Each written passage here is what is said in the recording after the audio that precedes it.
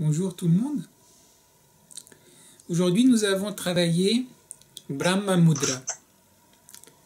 Brahma Mudra, c'est une très belle pratique, très simple. Beaucoup de pratiques sont en fait assez simples, mais c'est pas pour ça qu'elles sont pas très profondes en même temps. Donc, Brahma Mudra, c'est aussi un travail avec le son. Et peut-être faut juste faire une petite précision, parce qu'on a vu un mudra, donc Brahma Mudra pour faire la respiration complète. Donc cette pratique-là, c'est notre pratique qui a le même nom.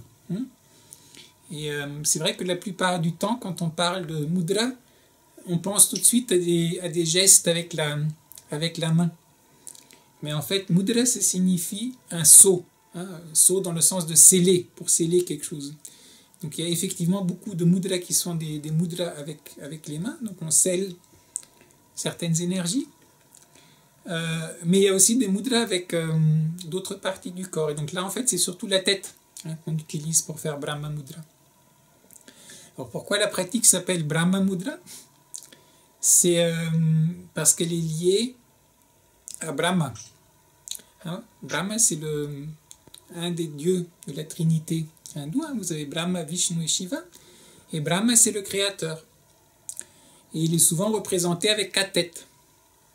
Et dans la pratique, qu'est-ce qu'on fait? On tourne la tête à droite, puis on tourne la tête à gauche, puis on tourne en haut, et puis en bas. D'une certaine manière, on fait les différentes têtes de Brahma. Et l'histoire de Brahma, pourquoi il a 4 têtes?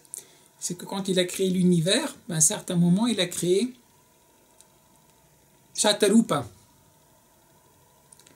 une jolie déesse aux 100 formes, 100 dans le sens de centaines, avec une centaine de formes. Et puis il l'a trouvée tellement belle, il était tellement subjugué, qu'il ne pouvait pas la quitter des yeux.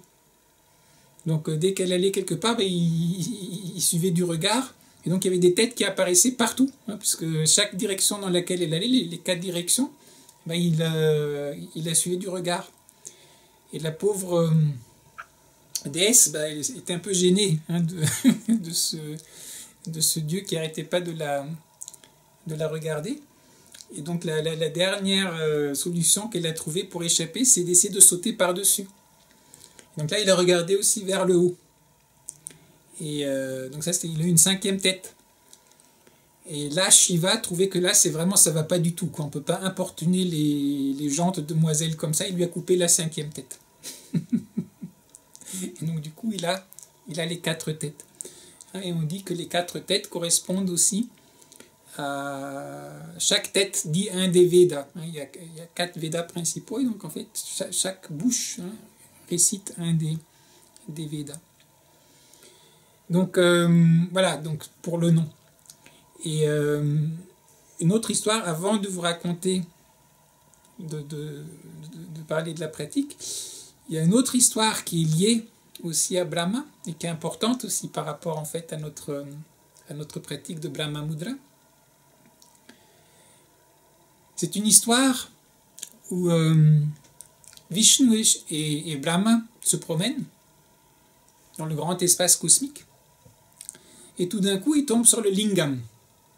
Le lingam, c'est une des formes de Shiva. En fait, quand vous allez dans les temples hindous, dans un temple de Shiva, au sein des saints, vous n'avez pas une représentation de Shiva en termes d'être humain. Vous avez juste un lingam, c'est une pierre noire comme ça. Et en fait, c'est une colonne.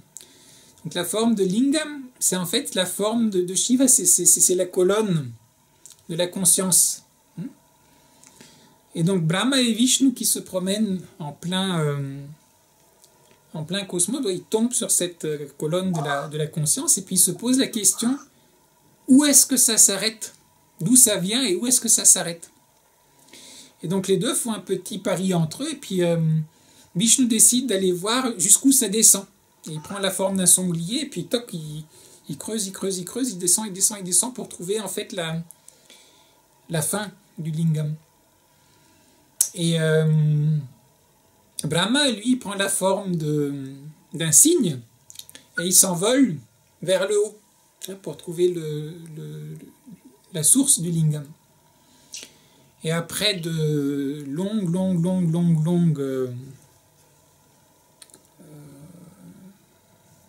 pérénigration, bah, Vishnu ne l'a toujours pas trouvé. Donc en fait, il reconnaît qu'en fait c'est infini. On ne peut pas trouver la fin. Et donc il remonte. Et pendant ce temps, Brahma, lui, n'est pas arrivé à l'origine, mais il y a une fleur qui tombe. Hein, parce qu'en fait, pour faire le culte aussi de Lingam, hein, on met des fleurs parfois. Donc il y a quelqu'un, bon, il y a le culte qui est rendu à Lingam, et donc il y a une des fleurs qui est en train de tomber. Et donc Brahma prend la fleur, et il revient aussi. Et quand il rencontre Vishnu, il lui dit ah bah si, moi je rapporte cette fleur du haut, du sommet du Lingam. Et là-dessus, bon, il y a Shiva qui se manifeste, puis qui n'est pas content parce que quelque part Brahma est en train de mentir. Donc certaines histoires racontent que c'est à cause de ça aussi que Shiva lui a coupé la 5e tête en fait. Parce qu'il mentait. Et parfois on dit que c'est une des raisons pour lesquelles de nos jours, en fait, Brahma n'a pas beaucoup de temples en Inde, hein, parce qu'il a menti. Ça c'est juste un peu le contexte culturel. Mais donc la pratique, vous voyez, quand on fait la pratique de Brahma Mudra, donc la pratique c'était quoi? Donc d'abord, c'est déjà juste sans son. On va tourner, on a notre axe, on est centré, puis on va tourner notre tête donc vers la droite, et puis on revient au centre. Puis à gauche, et on revient au centre. En haut, et on revient au centre. En bas, et on revient au centre. Et quand on rajoute les sons, comme on vient de le faire, il y a toute une autre dimension qui se déploie. Et donc là, en fait, on va inspirer, on va penser le son A, on va aller vers la droite. Et quand on revient au centre, on va expirer, on va faire le son A.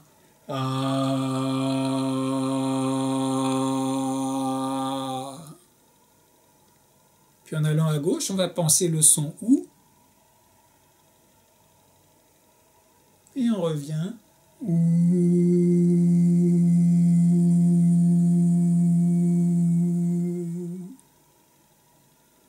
Puis on va vers le haut, on pense le son I. Et on revient.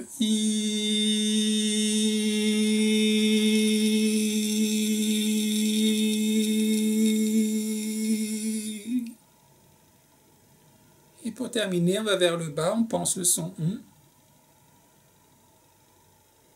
Et on revient, on fait le son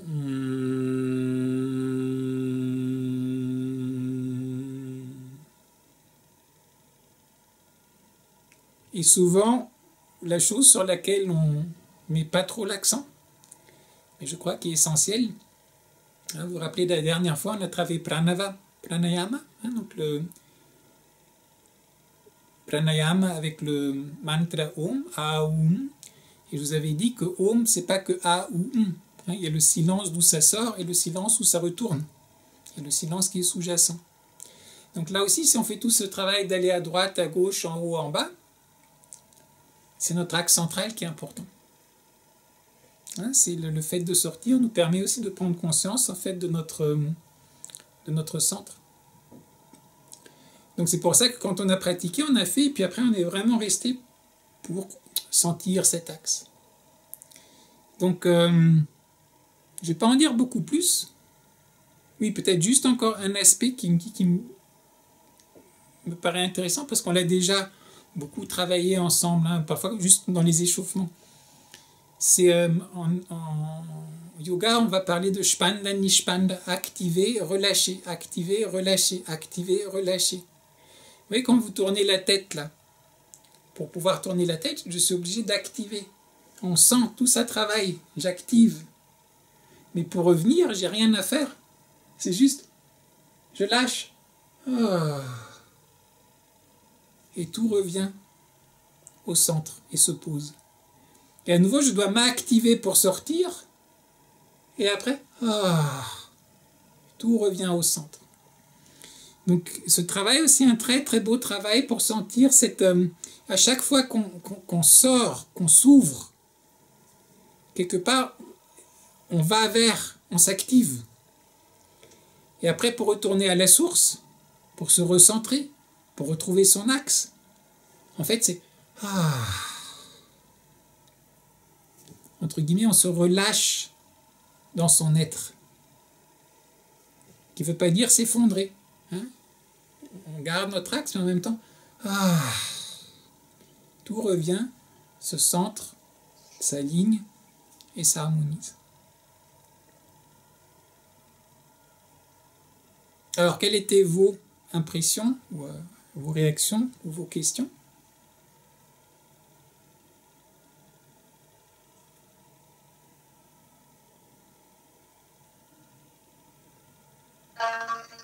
Ça m'a manqué. Ah oui, bah ça c'est Corinne, c'est vrai que bah surtout que c'était la cerise sur le gâteau, donc ça fait des semaines que tu es en train de l'attendre. Hein. C'est ça. Mais la patience est de rigueur en ce moment. C'est vrai, c'est vrai. Mais ça fait un bon rappel.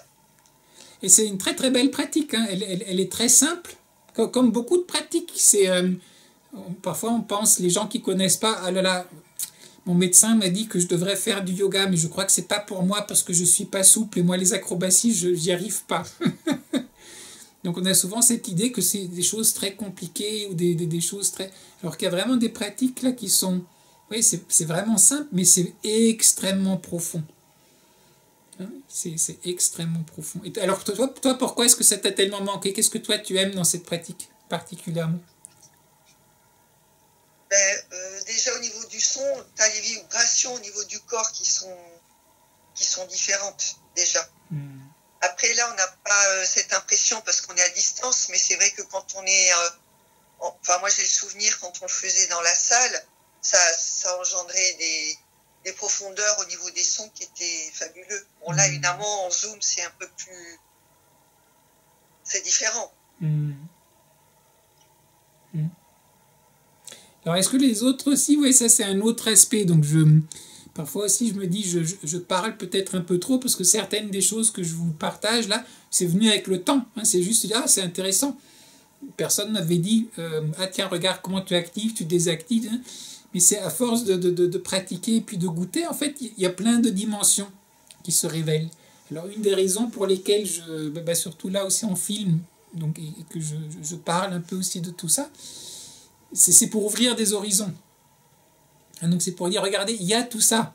C'est pas uniquement on est en train de tourner la tête pour nous relâcher la nuque parce qu'on met beaucoup de tension dans la nuque et dans les épaules pour déstresser un peu. Oui, ces éléments sont aussi là. Mais rendez-vous compte qu'il y a beaucoup d'aspects. Et un des aspects donc, que toi tu viens d'évoquer qui est très beau aussi, oui, c'est la vibration du son. Et vous sentez aussi, donc on a travaillé d'une certaine manière avec les différentes parties des poumons, mais vous sentez aussi quand on bouge la tête de différentes manières et qu'on fait les différents sons, ça stimule différentes parties en nous. Donc voilà, donc j'en dirai pas plus, mais donc c'est vraiment une manière de prise de conscience, harmonisation générale, et en même temps c'est vraiment énergiser aussi certains points particuliers.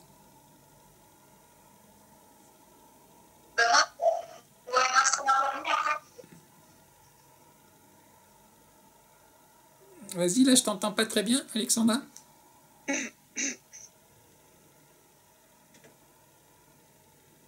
Ah, j'ai l'impression qu'elle, on l'a perdue pour l'instant. Peut-être qu'elle va revenir.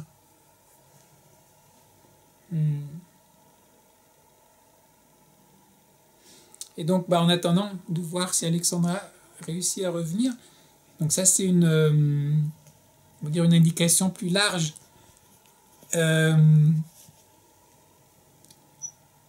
Quand on partage certains aspects d'une pratique, voyez-les vraiment comme des invitations de porter votre regard sur quelque chose. Dans le sens de dire, peut-être que j'y aurais pas pensé, on pourrait voir de telle manière. Essayons de voir qu'est-ce qui se passe si je regarde là. Mais ne le voyez jamais comme il faut faire cette visualisation. Quand je suis en train de pratiquer telle chose, il faut que j'imagine ceci. Ou il faut que je ressente cela. Ou je fais la pratique, mais je ne ressens pas ça. Qu'est-ce qui se passe? Ouh là là, j'aurais dû ressentir autre chose. Non. Hein, vraiment la seule raison, c'est pour ça que parfois même j'essaye de me retenir de ne pas partager certaines choses pour vous laisser le plaisir à vous-même, hein, de découvrir par vous-même. Mais en même temps, parfois, enfin, je sais que moi aussi, certaines personnes parfois m'ont partagé certaines choses, et c'est juste, ça a pointé dans une direction intéressante, et parfois c'est comme une clé qu'on nous donne, et avec cette clé, tout d'un coup, on ouvre une dimension qu'on n'avait absolument pas entrevue avant. Et donc, en mettant notre intention dessus, pof, il y a d'autres choses qui peuvent se déployer. Mais ce qui est vraiment important, c'est ne le prenez jamais comme je dois imposer ce truc sur ma pratique, je dois imposer cette visualisation sur ma pratique. Il faut que je ressente ce que j'ai entendu ou lu ou quoi que ce soit. D'accord ? Alors Alexandra, oui, on t'avait, au moment où tu voulais parler, je sais pas, tu... Ça va mieux? Oui, là on t'entend. D'accord, super. En fait, moi, au début, si tu veux, c'était pas concentré dans ça.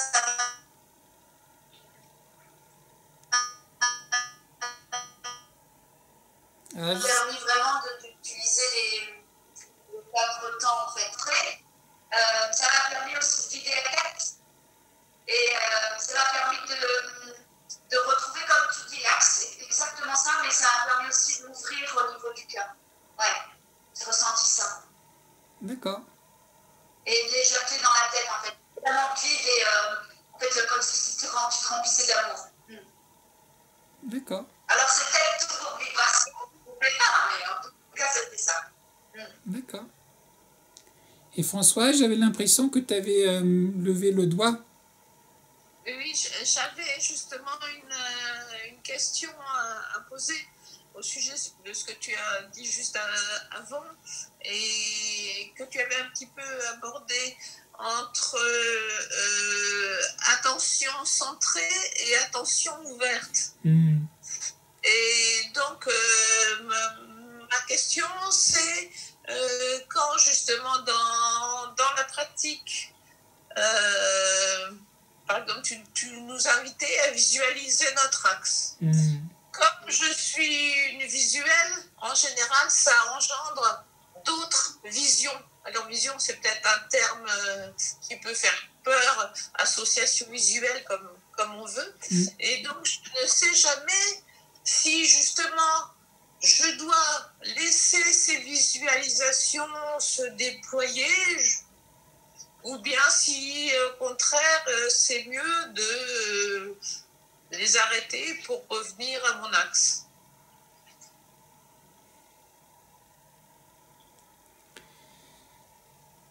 La première réponse que je donnerais, et puis après je vais me contredire juste après,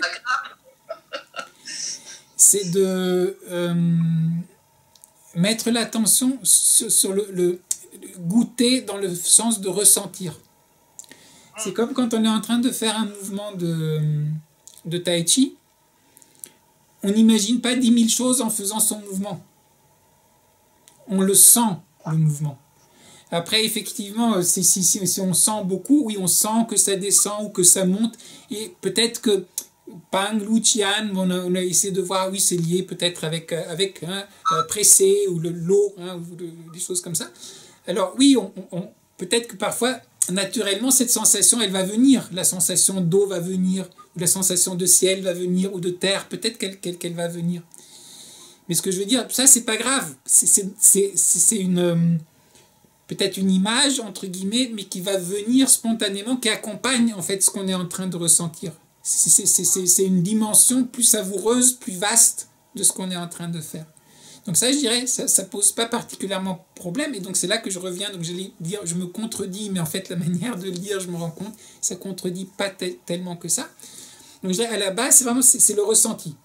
C'est de sentir. Et dans le senti, c'est déjà, on sent cet axe, et puis parfois au moment où on commence à prendre conscience, on se crispe, par exemple, parce que voilà, je veux être bien droit, on le sent, donc je veux bien étirer mon axe. Et là, on sent qu'on est trop. Donc à ce niveau, je relâche. Donc de trouver déjà ce juste équilibre entre l'ouverture et la tenue par rapport à notre axe. Le Bouddha lui posait la question, comment doit être notre esprit pour méditer? Et justement, il prenait cette image de pipa ou guitare, enfin un instrument à cordes, Veena probablement puisqu'il était en Inde. Il disait donc la corde, elle doit être suffisamment tendue pour qu'on puisse jouer. Hein, si elle est trop molle, tu ne peux pas jouer dessus. Mais pas trop pour qu'elle casse directement quand tu la touches. Donc elle doit être le juste équilibre, justement. Oui, c'est deux extrêmes aussi. C'est très rigide, très ouvert. Le centre, il est entre les deux. Hein, on est juste entre les deux. Donc en fait, le travail qu'on a fait, par exemple, par rapport à notre axe, mais après, c'est toute votre attention. Votre axe, c'est votre conscience, finalement. Donc votre conscience doit être dans cet état-là. Donc vous voyez aussi, le physique, petit à petit, on va de plus en plus sur le goûter plus intérieur. Et si dans cette exploration-là, des images viennent, hein, parce que dans le ressenti, on est en train de sentir, ah, je suis là, oh. Puis vous ressentez que, voilà, oh, c'est encore en train de monter. Vous êtes en train de sentir, oh, mais ça monte, ça descend. Hein, peut-être qu'il peut y avoir des choses comme ça. Alors, laissez ces visualisations être là, mais ne vous y attachez pas dans le sens de commencer votre cinéma intérieur pour commencer à vous faire un film sur... non, juste, on reste centré. Et c'est pour ça, parfois, je vous disais, peut-être qu'on commence à rêvasser un peu, hein, en fait, pendant la prise. Quand on commence à rêvasser, juste là, on ramène vraiment sur le côté pour que cette sensation, ça soit quelque chose d'ancré. Et l'autre question que tu n'as pas posée, mais qui est un peu liée, c'est entre l'intention et l'attention. Hein, et c'est vrai que, alors c'est toujours un peu une mixture. Parfois on met un peu plus de l'intention et parfois on met un peu moins. Parfois on essaie juste d'être attentif, donc il n'y a pratiquement pas d'intention, sauf celle d'être attentif. Hein. Et parfois au contraire, quand on fait certains mouvements ou quand on fait un son, là l'intention elle est plus présente. Hein, mais on est toujours aussi dans un jeu entre l'intention et l'attention dans notre pratique. Et symboliquement, physiquement parlant, tu vois, quand tu dis je commence à visualiser, il y a des visualisations qui viennent, tu es comme Brahma. Hein, Brahma, c'est le créateur. Alors il crée. Oh, qu'est-ce que c'est beau! Il regarde. C'est lui qui a tout créé, donc il y a toute cette création qui est là autour de lui. Et puis toute cette création est tellement magnifique qu'il commence à être complètement absorbé dans sa création. Il ne se rend même plus compte qui il est. Hein, tout tourne vers l'extérieur. C'est pour ça qu'il a toutes les têtes qui apparaissent et il est complètement pris en fait dans ses, on va dire dans son rêve éveillé. Et nous, c'est un peu la même chose. Tu vois ce que tu dis? On est là, on se dit tiens, je veux me centrer. Puis au moment où on veut se centrer, tout d'un coup, il y a plein de choses qui émergent et on fait comme Brahma, on est en train de toc, toc, toc, et puis il y a des têtes qui poussent et qui veulent regarder, mais ça c'est une bonne idée, ça c'est une chouette visualisation et ceci et cela. Et donc là, la pratique, c'est justement, on revient vers le centre. Et comment par rapport au tai chi, vous voyez, c'est très loin tout ça, ça va très loin. C'est comment est-ce que j'arrive à, par exemple, je pousse, mais si je pousse trop, je vais m'effondrer. Donc je dois savoir pousser. Et après, je dois revenir. Hein?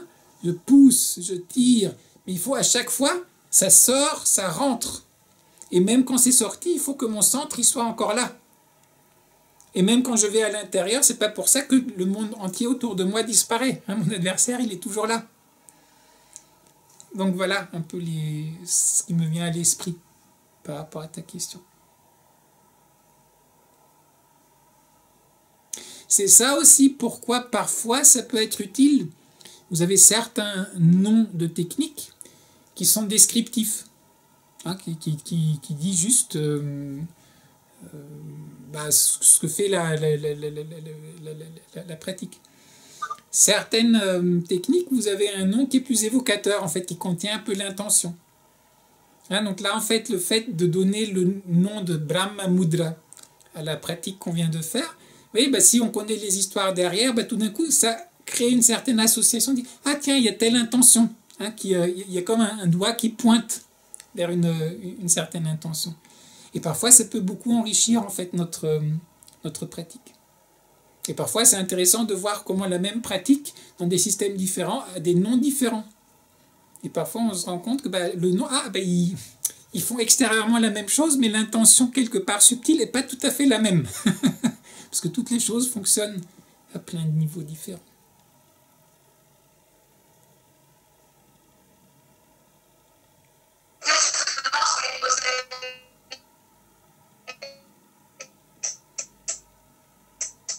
Là, je sais pas, Alexandra, ce qui se passe, toi, aujourd'hui, on t'entend pas. Non, on t'entend pas. Non, on n'a pas un seul mot, on entend juste des go, go, go, go, go, go, go, go.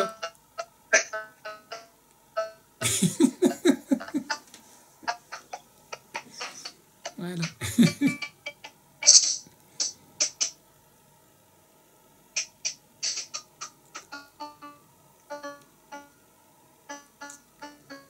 Et Alexandra, peut-être, je ne sais pas si toi tu es encore en train d'essayer de parler ou si c'est juste ton micro, mais enlève peut-être ton son, parce qu'on a l'impression que ça fait en fait une boucle comme ça qui envoie des sons bizarres en fait dans le téléphone.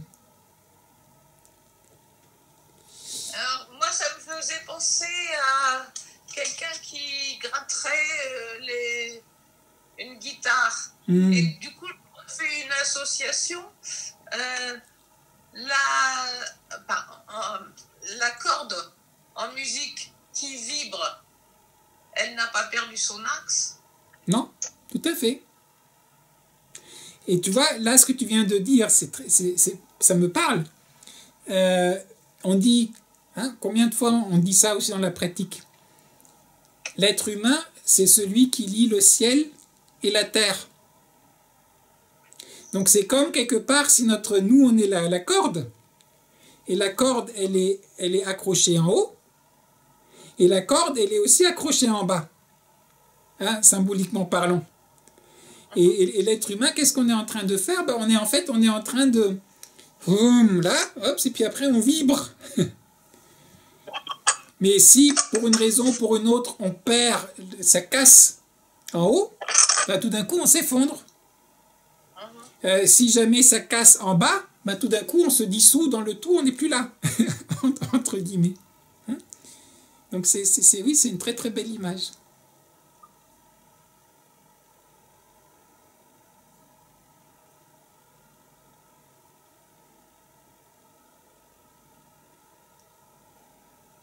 Bon, le silence, c'est une bonne chose. Donc si là on est arrivé au silence, ça veut dire que les pratiques étaient bonnes. On est allé un peu à la circonférence pour nous retrouver au centre silencieux. Donc c'est magnifique. Donc ce que je vous propose, c'est que on clôture ici. Et pour ceux qui veulent, donc à tout de suite pour la discussion sur la lettre 12, qui est un peu liée puisque c'est l'ouverture. Donc en fait, on est tout à fait dans la même problématique, c'est de comment s'ouvrir tout en restant centré. Comment entre ouverture et centrage, comment fonctionner. Allez, donc... Moi, je ne peux pas rester, Christophe. D'accord. Écoute, donc on te souhaite on envoie les bonnes vibrations et je suis trop contente que là finalement toi tu aies eu ta petite cerise, tu vois, parce que c'est pour moi aussi c'était dur. Je me suis dit, il y a Corinne là, tu sais, il va falloir qu'on le fasse quand même. Et puis en espérant vraiment que non pas trop longtemps, on aura l'occasion de pratiquer ensemble en vrai. Parce que c'est vrai que de sentir toutes ces vibrations quand on y est tous ensemble, c'est magnifique. En fait, la nuit, juste cette nuit-là, aujourd'hui, c'est la nuit en Inde, ou dans l'ashram à Pondichéry. Ils font annuellement la pratique de Om, toute la nuit, pour l'anniversaire de Swami Kanakananda. Donc, ils avaient fait aussi un peu sur Zoom. Alors, c'était pas mal, mais c'est vrai que c'est pas la même chose que quand on peut physiquement être là. Et que pendant des heures et des heures, en fait, vous faites, et puis autour de vous. Et donc, il y a toute une harmonie, en fait, qui se met en place avec les sons. Il y a même des harmonies qui se créent. Enfin, c'est assez magnifique. Et qui nous recharge, nous, et puis qui recharge tout le lieu. On a l'impression que tout devient chargé et harmonisé. Allez, donc bonnes énergies et puis on va dire bonnes vibrations à tout le monde. Merci beaucoup, à bientôt. Allez, à bientôt. À tout le monde.